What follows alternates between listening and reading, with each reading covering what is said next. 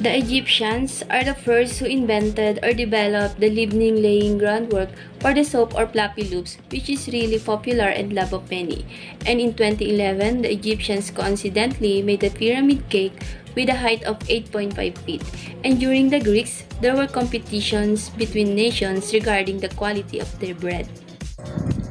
In Romans, the first Bakers' Guild established in 168 BC or before Christ. A group of high repute who even held a seat on the Senate. And the Romans invented the first mechanical dough mixer powered by horses and donkeys, so that the bakers of antiquity could share their trade secrets with one another. And in the medieval European bakers often made fruit cake and gingerbread, and those foods could last for many months. And also in medieval, the bakers baked bread for everyone in the feudal system. The only exception was the king, who had his own personal baker. Some bakers were also millers, people who made flour out of grain, and they made and sold their products.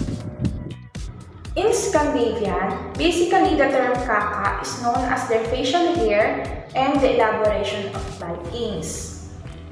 And until this modern generation, we're using the word cake.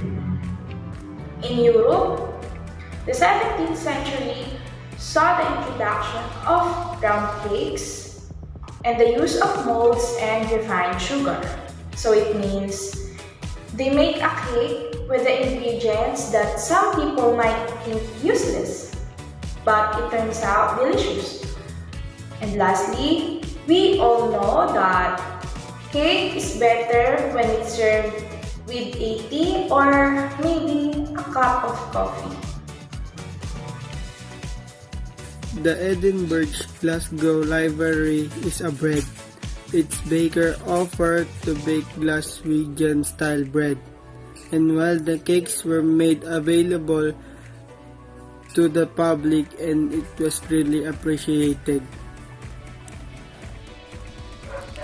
The modern age was one of those that modified and developed the history of baking in a various type of cake and bread, causing them to grow and become increasingly delightful.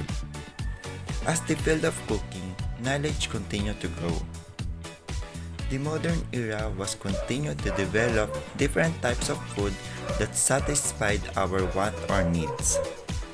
The collage we made are explaining how the baking history important from the start up to until now.